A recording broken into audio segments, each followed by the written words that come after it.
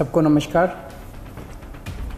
जैसा हम देख रहे हैं देश भर में कोरोना का बहुत ज़बरदस्त कहर छाया हुआ है और इस कोरोना काल में जो सबको लग रहा है कि समाधान इसका एक ही है, वो है वैक्सीन। दिल्ली सरकार ने निर्णय लिया है कि 18 साल से ऊपर की उम्र के लोगों को फ्री वैक्सीन दी जाएगी। हम कोशिश करेंगे कि इसको जल्द से जल्द और बड़े स्तर के ऊपर कैसे लोगों को वैक्सीन किया जाए, इसका पूरा प्लान तैयार किया जा रहा है। आज सुबह हम लोगों ने दिल्ली में 1,34,00,000 वैक्सीन खरीदने की मंजूरी दी है। हम कोशिश करेंगे कि ये जल्द से जल्द वैक्सीन खरीदी जाए और लोगों को लगाई जाए। इस महामारी में वैक्सीन एक समाधान निकल के आ रहा है। वैक्सीन जिन लोगों को लगी है उनका एक तरफ कोरोना नहीं होता, या जिनको होता है उन लोगों को माइल्ड होता है। उनमें से अधिकतर लोगों को अस्पताल की ज़रूरत नहीं होती, और अगर अस्पताल की ज़रूरत पड़े भी तो उनकी बीमारी सीरियस नहीं होती, ऐसा देखने में आया है। तो कोरोना एक तरह से अगर वैक्सीन सबको लग जाए तो कोरोना एक ऑर्डिनरी बीमारी की तरह हो जाएगी। अगर होगी भी तो ठीक हो जाएगी। इंग्लैंड में, यूनाइटेड किंगडम में अभी कुछ महीने पहले तक कोरोना का इतनी ही ज़बरदस्त कहर था जैसे भारत के अंदर है, और वहाँ उन्होंने वैक्सीन बहुत बड़े स्तर के ऊपर अपने लोगों को लगाई।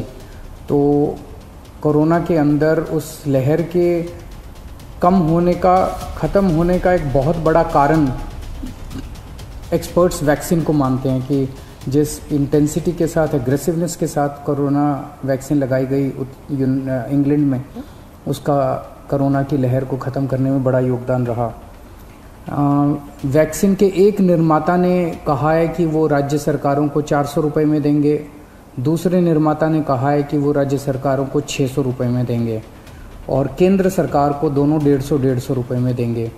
मेरी उम्मीद है कि इसको एक ही प्राइस होना चाहिए, अलग अलग प्राइस नहीं होने चाहिए।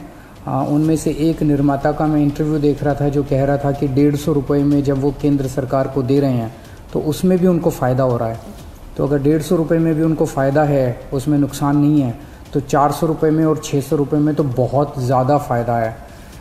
ये समय ऐसा है जो कि इंसानियत को मदद करने का समय है।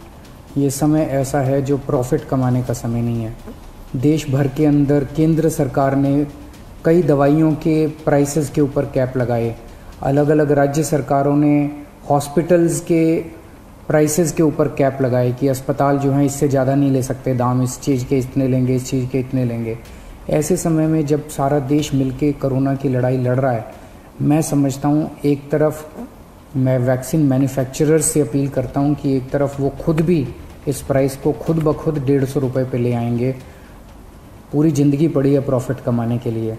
ये टाइम, कोरोना जब महामारी इतने बड़े स्तर पे फैली हुई है, लोगों से ये प्रॉफिट कमाने का टाइम नहीं है।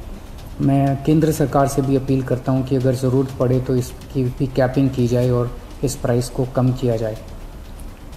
एक बात की 18 साल से ऊपर की उम्र पे अभी लगाया जा रहा है, लेकिन इस महामारी के दौरान हमने देखा कि हमारे 18 साल से कम उम्र के जवान और बच्चे भी इसमें बहुत ज़्यादा संक्रमित हो रहे हैं। उनमें से कुछ लोगों की मौत भी हुई है। तो उनके लिए भी अब हमें सोचने का टाइम आ गया है कि अगर यही वैक्सीन्स उनको भी लगाई जा सकती हैं, उनके लिए भी सेफ़ और इफ़ेक्टिव हैं, तो यही वैक्सीन लगाई जाएँ।